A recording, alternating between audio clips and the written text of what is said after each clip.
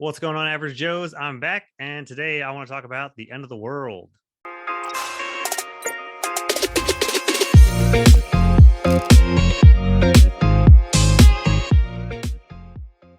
So, for those of you that have stuck around during my absence, my lack of publishing and whatnot, thank you very much. So, definitely thanks for coming back and watching my video.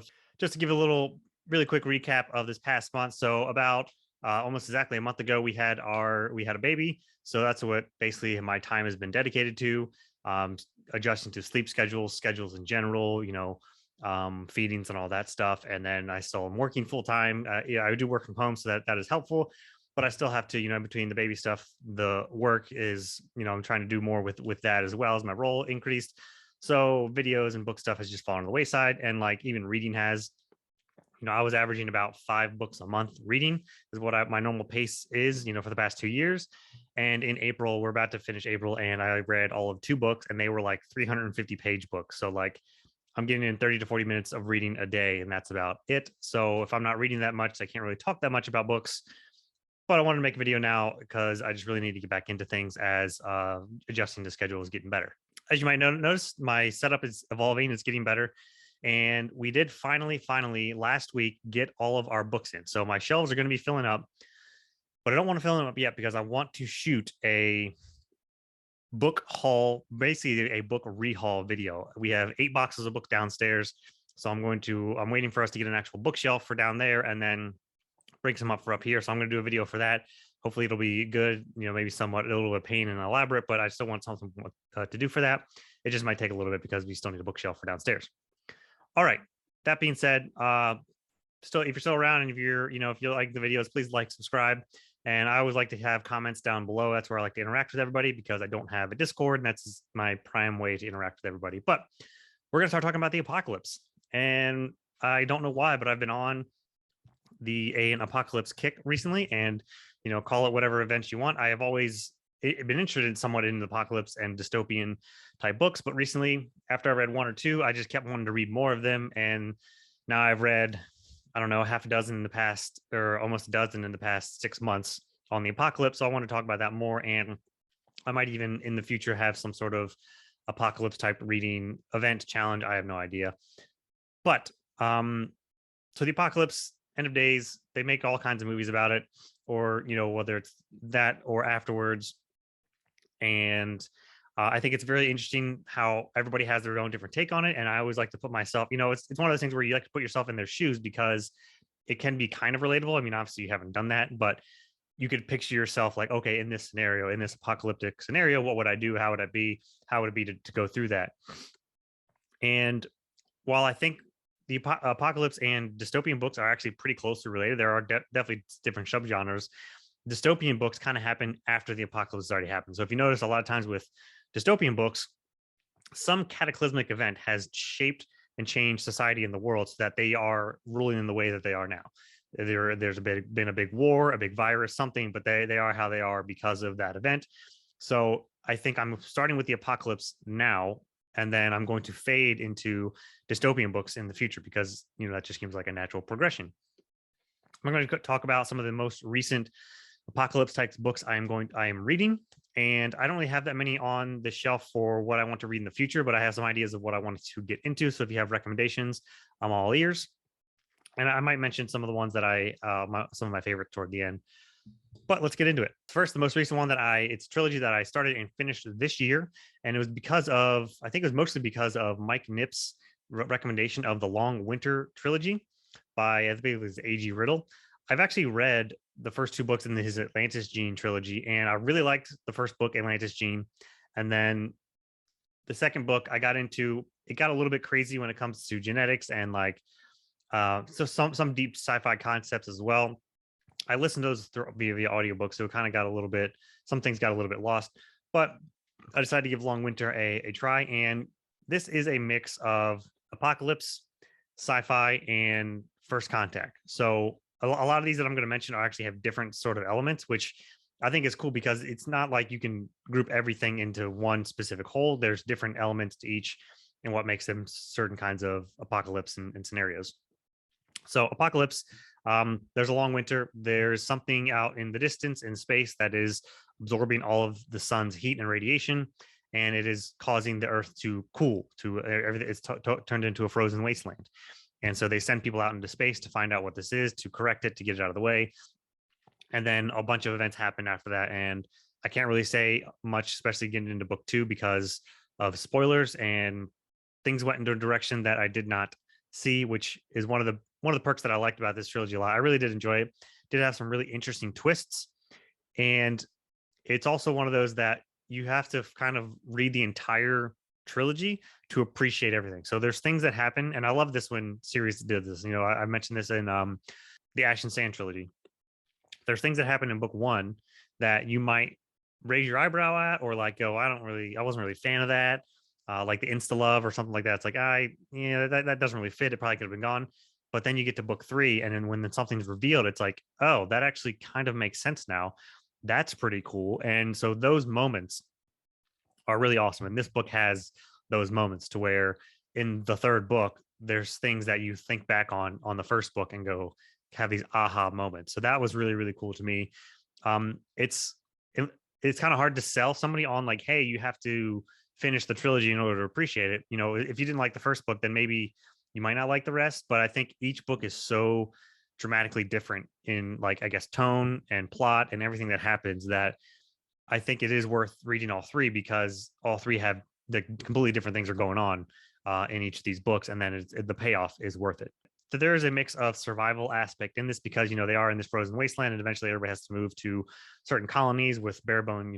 People are being rationed, and they're trying to survive and extreme conditions. And then even in the future, there's more survivability and creating a colony and a civilization and stuff like that for so just a survival aspect paired with the sci-fi. There are some really, really deep sci-fi moments later on.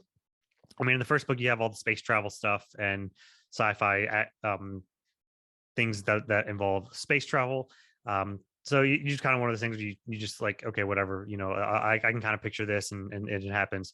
But then later on, there's even some bigger, deep sci-fi references and like black holes and physics and stuff. And I don't know how much A.G. Riddle knows or what his background is. I'd have to imagine he has some, because like I mentioned with Atlantis Gene, there's some really deep concepts that he goes with. And then he just really likes the apocalypse. I'm probably going to keep reading some of his. Just as a side note, I think the next trilogy of his I'm going to read is the Extinction Trials.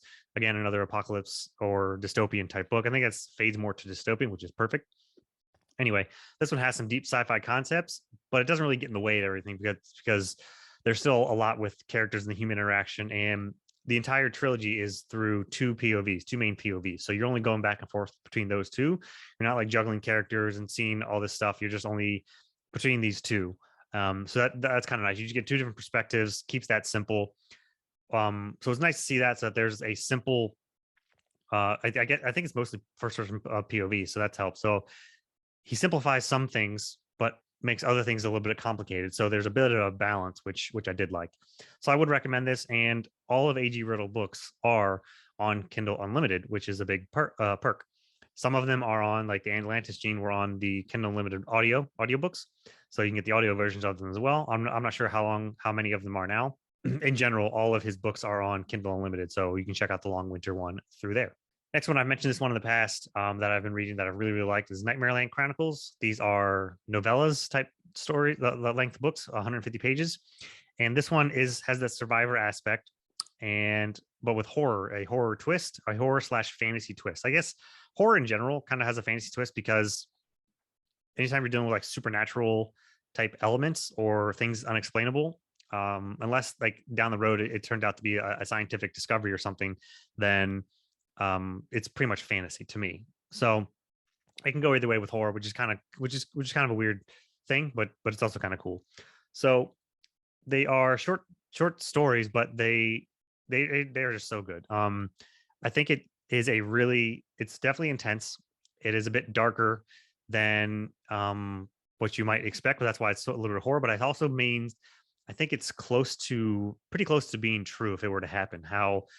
What lengths man and society would go to, and the terrible things people will do, and just how the earth will shape. And like it's very bleak, it's very dark. I mean, literally dark, because the sun has gone out. It's darkness all over the world. There's no sunlight anymore. That's the setup for the book. It just goes out one day, and chaos ensues. Essentially, some people go insane. It has been evolving after every book. I think I'm 4 books in, and after every book, things have gotten a bit more crazy. At first, it was just like, oh, everything's dark, things are kind of crazy. Let's go see if we can survive. And then a new concept happens, and then a new one happens, and a new one. And so things are evolving to being a bit more on the horror fantasy type elements, because like creatures start to come out and certain other things, which I won't delve too much into, but just how people survive and how they interact and what they go through. And this is, I think it's mostly first person POV. I think there's only 2 or 3 perspectives. I can't really even fully remember. Um, it might not even be first person, it might be third person, but either way, there's 2 or 3 POVs that the main characters that you pretty much follow through their journey. And they are going essentially from California. They want to get to either Colorado and eventually across the US to get to somebody. So very, very much in the survivor and slash a little bit of horror elements, but it's not really horror-esque. I wouldn't classify it type as. There are some. It's just, I think it's really dark, in which it's the apocalypse, so that kind of makes sense. So I would definitely recommend these. Again, another Kindle Unlimited series that all of them are on there. I've been sprinkling these books throughout, just whenever I want to pop it in. So I might continue that pretty soon, because I have really, really enjoyed them. Next one is Helldivers. This is an audiobook series that I've been listening to. And so these aren't, I don't think they're on Kindle Unlimited. If they are, then the audiobooks aren't, but the regular ones will be. Okay, so the series is not on Kindle Unlimited, Helldivers, but I picked these up. So Audible has huge sales every once in a while. And I mentioned I had a video a couple months ago about a huge sale they had again. And pretty much all of these Helldiver books were between like $4 and $5. So I think I grabbed like the first 4, at least, maybe 5. I don't know. I remember I grabbed the first 2 and I listened to the first one, and then the sale came again and I grabbed at least, I think, 3 and 4. I just started book 3 today or yesterday. Either way, this week I just started book 3. And this sort of apocalypse Armageddon type story is more military sci-fi centric. So the voice that it's being told from sounds like it's very military type told, is very deep, very it just sounds like it sounds like a military type of voice to me. And the first book is also, the main perspective is from a Helldiver who, so the setup for the book is there's a nuclear fallout, there's nuclear winter, everybody's launched their nukes at each other, and now people have moved into these airships that hover above the clouds or in the cloud space, and they constructed a bunch of these ships that they can live on for, they assumed 50 plus years to live while the nuclear fallout happened, and then maybe they can land and then restart civilization. But now they're going on 250 years, and the fallout is still happening. The Earth is still uninhabitable, and the ships that they live on are basically falling from the sky. They're falling apart. The Helldivers have started because they have to dive down to hell, the surface, to get power, because they need power cells. They need all kinds of resources. They can't really produce much on the ship. They need to scavenge for anything that they can. But on the Earth, they're dealing with elements, storms, radiation, creatures, plant life, whatever that has evolved in the nuclear waste. So that's what the Helldivers are. They only, I think, most people don't last till their 10th dive. So they low survivability. And the main POV in the first one, you follow X, who is the most renowned, famous Helldiver. He's gone through like 70 something jumps. He's a bit older, but he's the best Helldiver out there. And then they embark on a crazy mission to go to this very, very bad red zone because they're just desperate for resources. So that's the setup. And so there's still survivability toward this, but it's a very military-esque wise. The ships are run pretty authoritarian. There's class systems. There's a lower class that kind of just, everybody's kind of rationed on food because it's sparse. Only like the certain upper class people, or like Helldivers people, get good rations and good sleeping quarters. Everybody down below is just kind of like gets the scraps. And so there's a certain distribution for classes in that sense. So I guess kind of dystopian-esque, but not fully in my opinion. Humans are desperate. They're trying to find any sort of hope or help and trying to find it on the ground. But some people want to think that they can find a place on the ground to start to populate and colonize. Other people just don't even want to bother with it because they have no chance to live, but they just need to try and stay afloat, even though they the ship is barely staying afloat at all times, and that's why they have to keep on diving for supplies. So that's kind of the setup of the first book, and then the second book, it gets more into a deeper, um, more twists and turns, and it becomes a struggle for power, and like quite literally as well, because they have to find power cells, but also on the ship, a power struggle. Somebody that takes people that take over the ship. Uh, Sometimes people from the below decks want to take over the ship, but also like those who become in power want to control how the ship is run, how their destiny plays out. And so now there's power struggles within for what they should do, if they should go to the surface, if they should just stay in the sky, all that happening. So there's like 7 or 8 of these books now in this series, and they're really great to listen to. I like listening to these because they're pretty simple. I don't listen to like deeper fantasy or more complicated books because like I need a head be an actual active medium to listen to read them. But these ones are really simple to listen to. I have it on like 2x speed, no troubles following what's going on. There's not like a crazy amount of things happening. There's not a lot of like, since it's not fantasy, there's not crazy locations or names to remember. It's the Earth that we know in the future, and there's a ship. Like that's basically the settings that you know, and then it's just like you learn about new things from the waste that has happened. So that is essentially Helldivers. I've really enjoyed it. I think they're basically about 4-star type reads. Take them for what they will. There are apocalypse, military sci-fi type apocalypse type books, and that's how they should be treated. But I think they're worth it, especially if you get them on sale like I did for $4 or $5. Whenever they have, whenever Audible has another big blowout sale, just go on, grab a couple of those, and throw them on. One I'm reading now that I was excited for because of how it sounded, I've become less excited for, but we'll see how it goes. It's called Wake Me After the Apocalypse, and it is a trilogy, and the setup is really, really good. So I'll start there. And what it is they found basically that it's like the movie Armageddon. They found an asteroid coming toward Earth, and it's ginormous, and it's going to create a big, nuclear winter fallout and destroy the surface civilization on the Earth. So, but in this time period, they have invented and cryosleep. So they put people into cryosleep. So they decide they're going to go into these deep bunkers and old mine shafts and convert them into habitable places, but put people into cryosleep for a couple hundred years. So once a couple people are chosen, and these sites are all over the world.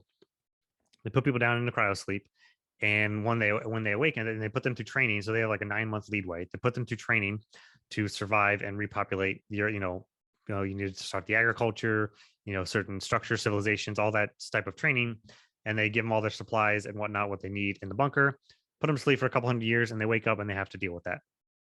Well, when our main protagonist wakes up, she finds out that she's the only one awake in her bunker, in her silo, whatever you want to call it.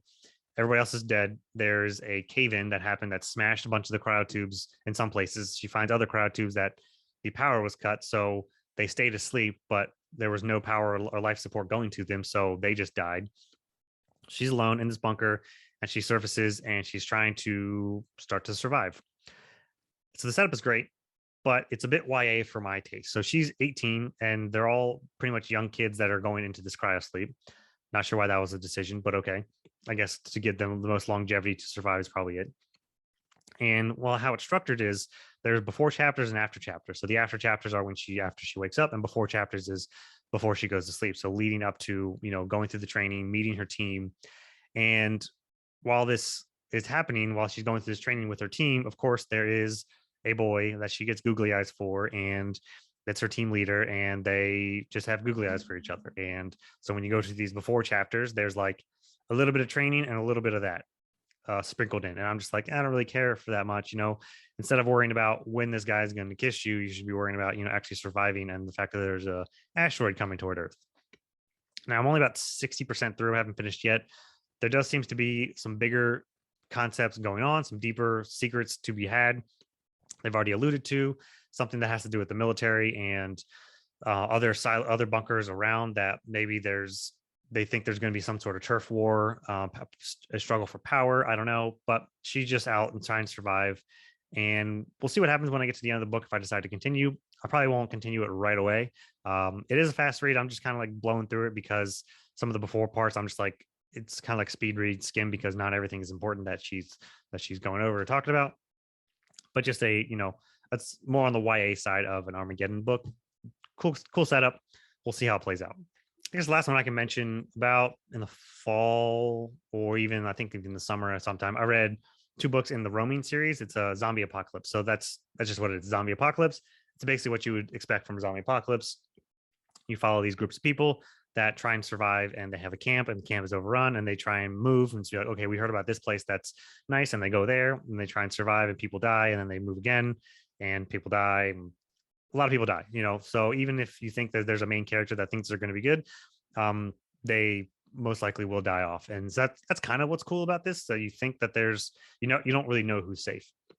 So very Walking Dead esque, to where they have those shock type deaths, how humans survive, how they will interact, how certain clicks will happen, and again, struggle for power, surviving. Do you help people? Do you not help people when you come across them? How do you treat your fellow man when that's not a part of your group? Just it's a good zombie apocalypse type book. They're short, easy reads. They're all on Kindle Unlimited as well. You can, I don't know how many books there are on the series. I think there's more than 2. I might read it, continue reading it eventually, because it did end in a pretty cool spot. I'm just in no rush, and it's it's zombie apocalypse, so pretty standard on that. I haven't read too many other apocalypse type books. Silo series is probably my favorite and the main one that I've talked about, and I have an entire video on it. That is really, really cool because it is them surviving in giant, 150-story silos underground after a big nuclear fallout as well. And this is like hundreds and hundreds of years into the future, like many, many generations to the fact that people now don't even know anything about the world beforehand. And those secrets are guarded from beforehand because all of that people has died off. And even that information and storytelling has completely died off. So that one I think is my absolute favorite. And then there's another one that I partially want to mention, but it's also kind of a spoiler, the fact that it's an apocalypse book, because book 1, you don't really know. All you're led to believe is that there's this place that has some great weird stuff happening, and that's it. So I'm not even going to mention that one. So because of that one actually would be a spoiler. But that's all I got for apocalypse type books. Those are the recent ones that I'm reading. As far as future ones that I'm going to read, I'm actually not sure what I have going on. I'm sure I have a lot of them on. Honestly, there's more on Kindle Unlimited than I have on like regular books. Maybe like people just don't like to write as much about the apocalypse anymore. Maybe it's just done too much. I know there's more sci-fi centered ones that will be probably akin to like the Long Winter, or other ones that there's an apocalypse, but maybe maybe the Earth is dying off and they need to leave the planet and find and colonize another planet. That's not really not apocalypse type to me. That's just sci-fi moving planets off into the future because this planet's dead. It does really make me want to read Safehold series, which is a 10-book sci-fi series. Funnily enough, the first book is called Off Armageddon Reef. So that's kind of a fun coincidence, but that's one that's more on the sci-fi, colonization type series. But later on in the year, I think I really want to read that. But let me know, what are some good apocalypse type books and series that you have read? I'm very interested in this. Obviously, this is just kind of what I'm feeling recently. This is why I like mood reading, because I just kind of come on to something and I really want to get into it. I'll jump back into fantasy, and I have some other ones that I'm going on right now. But in between, I'm just trying out some apocalypse books. So let me know some of your apocalypse favorites, recommendations. If you've heard of something you haven't read yet and you wanted to read, let me know, and we can chat more in the comments.